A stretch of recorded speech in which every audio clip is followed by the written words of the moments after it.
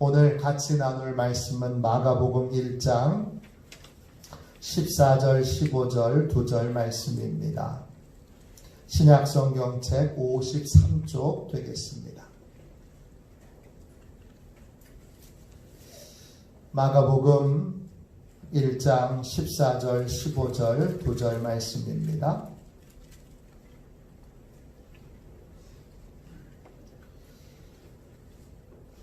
같은 목소리로 함께 우리 같이 읽도록 하겠습니다. 14절 15절 2절 말씀을 함께 같이 읽겠습니다. 함께 읽습니다. 요한이 잡힌 후 예수께서 갈릴리에 오셔서 하나님의 복음을 전파하여 이르시되 때가 찼고 하나님의 나라가 가까이 왔으니 회개하고 복음을 믿으라 하시더라. 아멘. 할렐루야. 이제 다 저를 보세요. 사랑하고 축복합니다. 네, 3층에 계신 분들도 사랑하고 축복합니다. 오늘은 하나님의 복음 이런 제목으로 같이 은혜를 나누겠습니다. 예수님께서 공생의 사역을 시작하셨습니다. 공생의 사역에서 예수님이 제일 먼저 하신 일은 무엇일까요? 복음을 전파하는 것입니다. 우리도 복음을 전하는 것을 중요하게 여겨야 할 것입니다. 때를 얻든지 얻지 못하든지. 코로나 시대에 전도가 되겠어 그러면서 복음을 마땅히 전해야 되는데 전하지 않고 피해버리는 그런 일이 없도록 해야 할 것입니다. 우리도 예수님처럼 때를 얻든지 얻지 못하든지 항상 복음을 전하는데 힘써야 할 줄로 믿습니다. 예수님께서 전한 복음은 무엇입니까? 오늘 예수님께서는 하나님의 복음을 전하셨습니다. 오늘 14절 말씀 보세요. 요한이 잡힌 후 예수께서 갈릴리에 오셔서 하나님의 복음을 전파하여 했습니다. 예수님께서 전한 복음은 예수님이 전하셨으니까 예수 그리스도의 복음입니다. 그 복음의 내용이 뭐냐? 그 복음의 내용은 하나님의 복음입니다. 예수님께서는 사람에게서 온 좋은 소식이 아니라 온 우주 만물을 창조하시고 다스리고 계시는 하나님에게서 온 좋은 소식을 전했습니다. 온 천지 만물을 창조하신 하나님이 온 우주 만물을 다스리시고 섭리하시는 하나님이 일개의 아무것도 아닌 우리를 위하여 좋은 소식을 주셨습니다. 이 소식은 장차 심판자가 되실 그리고 지금 구원자가 되셔서 우리에게 오신 예수님을 통하여 전해지게 됩니다. 우리가 믿고 따라야 할 복음은 사람의 복음이 아닙니다.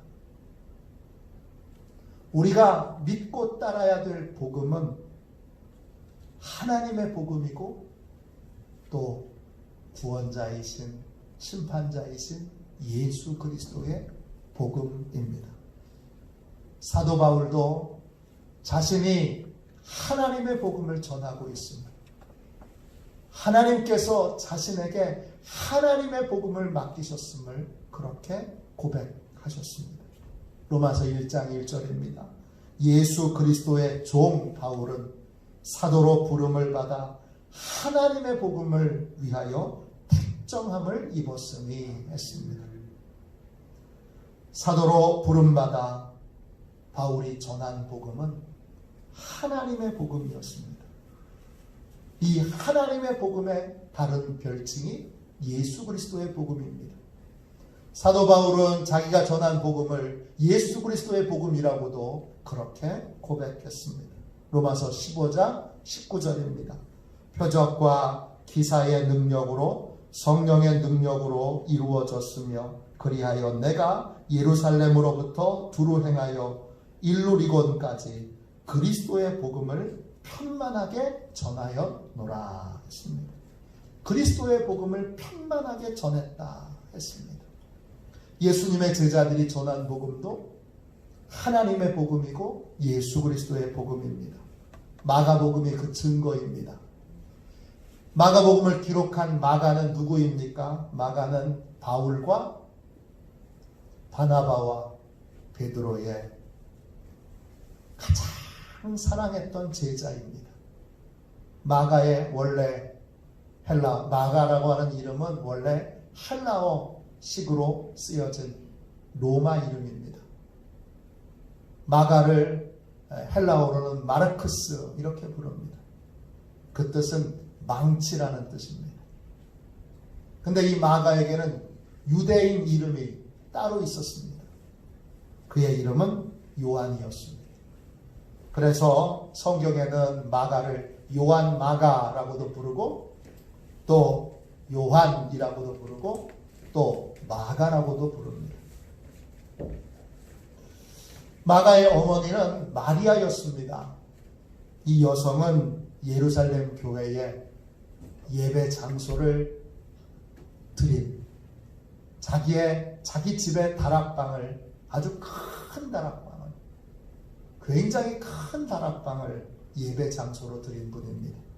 사도행전 12장 12절에 마가라 하는 요한의 어머니 마리아의 집에 가니 여러 사람이 거기에 모여 기도하고 있더라. 예루살렘 교회에서 예배 장소로 기도 장소로 쓰여졌던 그 다락방은 마가의 어머니 마리아가 제공한 곳입니다. 이곳에 최초의 성령 세례가 임했습니다. 이 마가의 어머니 마리아에게는 남동생이 있는데 그 남동생이 누구냐? 바울과 최초로 선교를 떠났던 바나바입니다. 바나바는 마가의 외삼촌입니다. 골로새서 4장 10절에 바나바의 생질 마가 이렇게 되어 있습니다.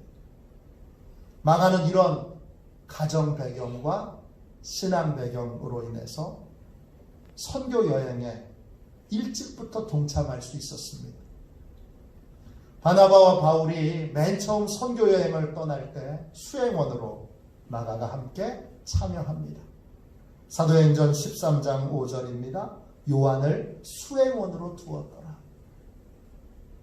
또 사도 베드로는 마가를 자기의 정말 영적인 아들로 그렇게 사랑하고 아꼈습니다. 사도 바울에게 디모데가 있었던 것처럼 사도 베드로에게는 마가가 있었습니다. 베드로전서 5장 13절에 택하심을 함께 받은 바벨론에 있는 교회가 너희에게 문안하고 내 아들 마가도 그리하느니라 했습니다. 세 명의 영적 거인이었던 베드로, 바울, 바나바에게 사랑받고 그에게 복음의 훈련을 잘 받았던 인물이 바로 마가입니다.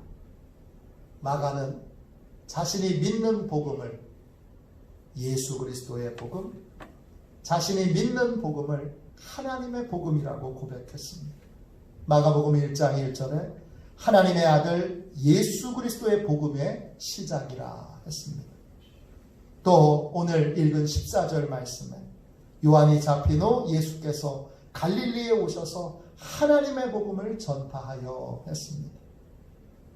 여러분, 예수님이 전하신 복음, 사도 바울이 전한 복음, 예수님의 제자들이 전한 복음은 하나님의 복음이고 예수 그리스도의 복음입니다. 사람의 사상을 전한 것이 아닙니다. 자신의 지식을 전한 것이 아닙니다.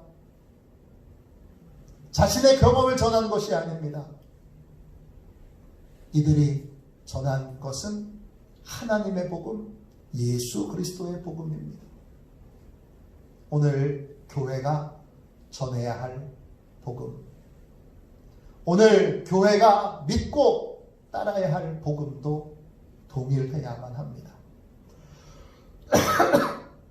교회는 다른 복음이 아니라 하나님의 복음을 전해야 하고, 다른 복음이 아니라 하나님의 복음을 믿고 따라야 합니다. 교회가 언제 위기를 만납니까? 교회는 예수 그리스도의 복음이 아닌, 하나님의 복음이 아닌 다른 복음을 믿고 따를 때 위기를 만납니다. 성도들은 언제 위기를 만납니까? 언제 성도들이 뿔뿔이 흩어지고 갈라지고 서로 다투고 서로 분열합니까? 하나님의 복음이 아닌, 예수 그리스도의 복음이 아닌 다른 복음을 믿고 따를 때, 다른 복음을 전할 때 여러분, 교회는 큰 위기를 만나게 되는 것입니다. 많은 분들이 코로나 시대 교회가 최고 위기를 만났다, 그렇게 걱정합니다. 그러나 여러분, 걱정하지 마십시오. 최고의 위기를 만난 것도 아니고 코로나가 교회의 위기가 아닙니다. 교회의 위기는 무엇입니까? 코로나로 인하여 지금까지 교회가 믿고 따랐던 복음이 하나님의 복음, 예수 그리스도의 복음이 아니라 다른 복음이었다는 것을 드러난 것, 이게 교회의 진짜 위기인 것입니다. 많은 분들이 다른 걸 걱정합니다. 아유, 텔레비전 앞에서, 인터넷 앞에서 예배 드리는 것에 익숙해져 가지고 이제 공예배에 참석하는 숫자들이 많이 줄면 어떡하나, 이거 걱정할 거 아닙니다. 또 이제 사람들이 교회에 와서 훈련받고 전도하고 선교하고 봉사하는 것에 열정이 많이 식지 않을까, 그것도 걱정할 거 아닙니다. 목사인 저도 그런 부분을 걱정했으나 오늘 설교를 준비하면서 성령 하나님께서 제 걱정이 쓸데없는 걱정이라는 걸 명백하게 제 심령 안에 알려주셨고, 제 걱정을 성령의 능력으로 깨끗하게 씻어주셨습니다. 교회의 위기는 언제나 하나입니다. 예수 그리스도의 복음이 아닌, 하나님의 복음이 아닌 다른 복음을 믿고 따를 때 교회는 위기를 만납니다. 교회의 위기는 하나님의 복음이 아닌 다른 복음을 전할 때 위기를 자초하게 됩니다. 초대교회에도 많은 위기가 있었습니다. 바울이 복음을 전하여 세운 교회 가운데 고린도 교회가 있습니다. 그 고린도 교회는 큰 위기를 만난 교회였습니다. 교회가 파벌이 나눠져서 서로 싸웁니다. 또 교회 성도들 안에 음행을 저지르는 사람들이 있었습니다. 또 교회의 문제를 가지고 성도들이 세상 법정에 가지고 가서 성도들끼리 서로 고발하고 고소하는 일들이 벌어졌습니다. 성도들 중에는 여전히 우상숭배에 참여하는 사람들도 있었습니다. 한마디로 고린도 교회는 엉망진창인 교회입니다. 사도 바울은 이 위기를 만난 고린도 교회를 이렇게 진단합니다. 고린도후서 11장 4절입니다. 만일 누가 가서 우리가 전파하지 아니한 다른 예수를 전파하거나 혹은 너희가 받지 아니한 다른 영을 받게 하거나 혹은 너희가 받지 아니한 다른 복음을 받게 할 때에는 너희가 잘 용납하는구나 그랬습니다. 다른 복음이 전해졌는데 다른 복음을 고린도 교회 성도들이 잘 용납하여 받아들였다는 것입니다. 고린도 교회가 만난 위기의 핵심은 하나로 요약할 수 있습니다. 많은 문제들이 있었지만 그 교회의 문제의 본질은 하나였습니다.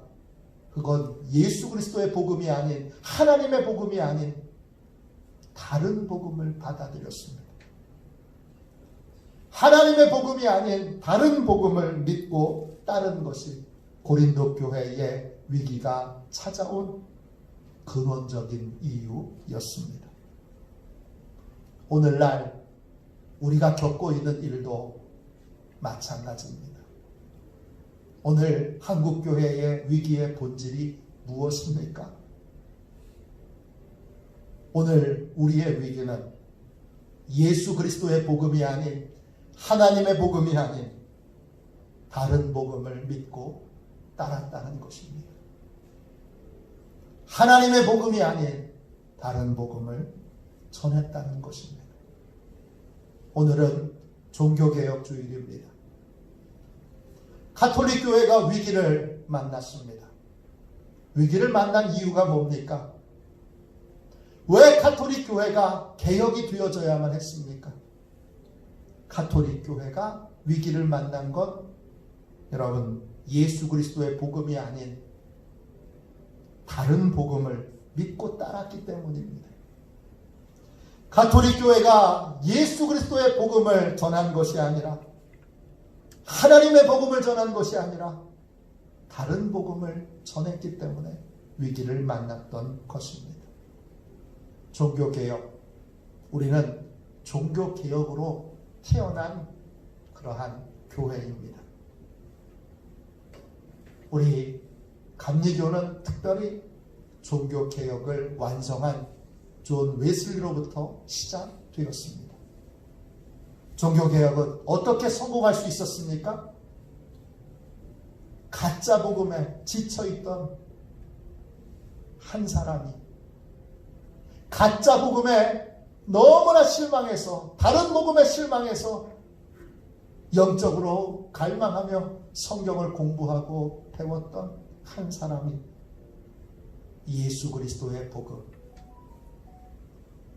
하나님의 복음을 만나게 되면서 종교 개혁은 성공할 수 있었습니다. 그 한 사람의 이름은 마틴 루터입니다. 1438년 독일에서 큰 광산을 운영하는 한스 루터의 아들로 태어났습니다. 한스 루터는 이 아들 루터를 법률가로 키우려고 했습니다. 마틴 루터는 아버지의 기대대로 법률을 공부했습니다. 그러다가 22살 되던 해에 마틴 루터는 충격적인 일을 만나게 됩니다. 친구와 함께 스토테른하임이라고 하는 시골 마을을 같이 걸어가고 있다가 앞서 걸어가던 친구가 내리치는 천둥과 번개에 맞아서 그 자리에서 즉사하는 사고를 겪게 됩니다. 불과 몇 걸음 앞에 걸어가던 친구가 하늘에서부터 내린 그러한 천둥과 번개로 그 자리에서 죽는 것을 보고 루터는 죽음의 공포에 사로잡힙니다. 그리고 지금 죽으면 하나님의 심판을 받을 것을 두려워하게 됩니다. 그는 그 자리에서 하나님께 이렇게 서원 기도를 드립니다. 하나님, 지금 이 자리에서 살려주시면 수도사로 살겠습니다. 그는 기도한 대로, 하나님과 약속한 대로 2주 후에 어거스틴 수도회의 수도사로 그렇게 들어가게 됩니다. 사제가 된 루터는 오직 한 가지에만 관심을 집중했습니다. 어떻게 하면 이 무시무시한 심판자이신 하나님께 용서를 받을 수 있을까? 어떻게 하면 이 무시무시한 심판자이신 하나님께 자비를 얻을 수 있을까? 이게 루터의 가장 궁금한 질문이었습니다. 루터는 법률가 정신으로 죄 용서함을 받고자 철저하게 자신의 죄를 자백하고 고백합니다. 또 그는 수도원의 규칙을 법률가 정신으로 철저히 지킵니다. 선행을 하고 죄를 고백하고 자기 부인을 통하여 하나님의 자비, 하나님의 용서를 받고자 애를 씁니다. 그런데 이상하게도 여러분, 죄 용서함을 받기를 간절히 사모하여 더 철저히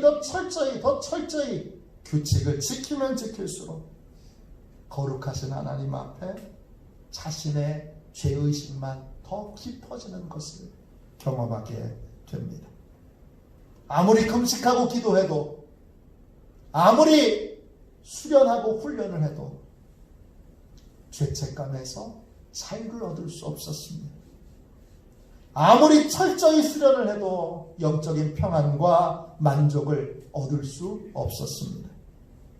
그는 선임사제에게 너무 자주 고해성사를 해서 그 선임사제가 루터에게 이렇게 말을 하며 화를 낸 적이 있습니다. 루터, 제발 제대로 된 죄를 짓고 그때 와서 고해성사를 해. 또 한 번 선임사제가 루터에게 이렇게 말합니다. 루터, 제발 나한테 오지 말고 하나님을 진심으로 사랑해봐. 선임사제의 권면에 루터는 자신이 하나님을 두려워할 뿐 하나님을 사랑하지 않고 그 두려움 배후에 하나님을 미워하는 미움이 있다는 걸 알게 됩니다. 그는 그날 깨닫는 것을 그의 일기장에 이렇게 기록했습니다. 나는 죄인들을 벌하시는 의로운 하나님을 은밀하게 증오하고 있었다. 드러내진 않았지만 나는 하나님께 화가 나 있었다. 루터에게 하나님은 너무 무서운 분이셨습니다. 너무 거룩하셔서 가까이 갈 수 없는 분, 나와 멀리 떨어져 계신 분이 바로 하나님이셨습니다. 그는 죄책감을 떨쳐버릴 수 없어서 새로운 돌파구로 로마로 성지순례를 떠납니다. 그러나 로마에 가서 가톨릭 지도자들이 세속적인 삶의 방식으로 삶을 살며 타락하고 방종과 방탕에 빠져 있는 걸 보고 도리어 더 큰 충격과 시험에 들게 됩니다. 그때 그를 오랫동안 지켜보던 비텐베르크 대학의 신학부 교수였던 요한 폰 스타우피츠라고 하는 신부님이 루터에게 이런 조언을 합니다. 루터, 성경을 깊이 연구해 보게. 루터, 성경을 깊이 연구해 보게. 그때부터 루터는 성경 연구에 전념하게 됩니다. 그는 30살이 됐을 때 비텐베르크 대학에서 성경을 가르치는 교수가 됩니다. 그는 성경을 가르치면서 성경 연구에 전념하던 1515년 어느 날 성경에서 십자가에 달리신 예수님의 외침을 듣고 용서의 확신을 얻습니다. 나의 하나님, 나의 하나님, 어찌하여 나를 버리셨나이까? 루터는 이 말씀에서 내 죄를 대신해서 하나님께 버림받으신 예수님의 사랑에 깊은 감동을 받습니다. 예수님께서 내 죄를 대신해서 버림받으셨다면 내가 예수 믿고 의지하는 한 하나님께 내가 버림받을 일은 없겠다라는 분명한 확신을 얻게 됩니다. 또 로마서를 연구하다가 로마서 1장 17절에서 더욱더 큰 감동을 받습니다. 복음에는 하나님의 의가 나타나서 믿음으로 믿음에 이르게 하나니 기록된 바 오직 의인은 믿음으로 말미암아 살리라 함과 같으니라. 루터는 이 말씀을 통해서 인간이 하나님께 죄 용서함 받을 수 있는 유일한 길은 복음 안에 담겨있는 하나님의 의를 받아들이는 것뿐이라는 걸 깨닫게 됩니다. 내 안에 있는 의가 아니라, 내가 만든 의가 아니라, 내가 행한 의가 아니라 십자가에서 완성하신 하나님의 의를 겸손히 받아들이는 것, 그것만으로, 오직 그것만으로만 우리는 죄사함을 받을 수 있다는 걸 깨닫게 됩니다. 오직 십자가의 은혜로만 인간의 죄를 없애고 인간을 악에서 구원할 수 있다는 이 분명한 복음을 깨닫게 된 것입니다. 인간이 구원받기 위해 해야 될 유일한 일, 하나밖에 없는 일은 십자가의 은혜를 겸손히 받아들이는 것뿐이라는 걸 알게 됩니다. 구원받은 그리스도인의 삶은 십자가의 은혜에 대한 믿음, 십자가의 은혜에 대한 확신을 통해서만 구원받을 수 있는 것입니다. 루터는 십자가에서 두렵고 무섭기만 했던 하나님, 그 심판자 하나님이 아니라 우리를 구원하시기 위해 하나밖에 없는 아들을 죽게 하신 하나님의 사랑을 뜨겁게 발견하게 됩니다. 종교개혁은 한 사람이 성경을 공부하다가 예수 그리스도의 복음을, 하나님의 복음을 발견하게 되는 것으로, 발견한 것으로 시작됩니다. 루터는 하나님의 복음에서 뜨거운 하나님의 사랑을 체험했습니다. 그는 종교를 개혁할 생각이 없었습니다. 그가 한 일은 오직 하나, 자기가 발견한 하나님의 복음을 사람들에게 전했을 뿐입니다. 그런데 당시 로마 카톨릭은 하나님의 복음이 아닌 다른 복음을 믿고 따르고 있었습니다. 당시 로마 카톨릭은 예수 그리스도의 복음이 아닌 다른 복음을 전하고 있었습니다. 그래서 여러분, 하나님의 복음과 가짜 복음이 충돌을 일으킨 것입니다. 그게 종교개혁입니다. 종교개혁은 다른 복음을 믿고 있던 사람들, 다른 복음에 실망한 사람들에게 예수 그리스도의 복음, 하나님의 진짜 복음을 전한 것입니다. 루터는 성경에서 발견한 하나님의 복음을 5가지 구호로 정리했습니다. 우리가 잘 아는 구호죠. 오직 성경, 솔라 스크립투라. 오직 그리스도, 솔라 크리스투스. 오직 은혜, 솔라 그라티아. 오직 믿음, 솔라 피데. 오직 하나님께 영광을, 솔리 데오 글로리아. 이 5가지 구호, 이 5가지 구호가 루터가 성경을 통하여 발견한 하나님의 복음, 예수 그리스도의 복음입니다. 종교개혁은 교회를 복음으로 돌아오게 했습니다. 종교개혁은 교회가 다시 하나님의 복음을 믿고 따르도록 만들었습니다.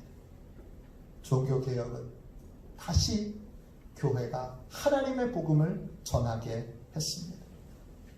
지금 종교개혁주의를 맞이하여 우리가 해야 될 가장 시급한 일이 무엇입니까?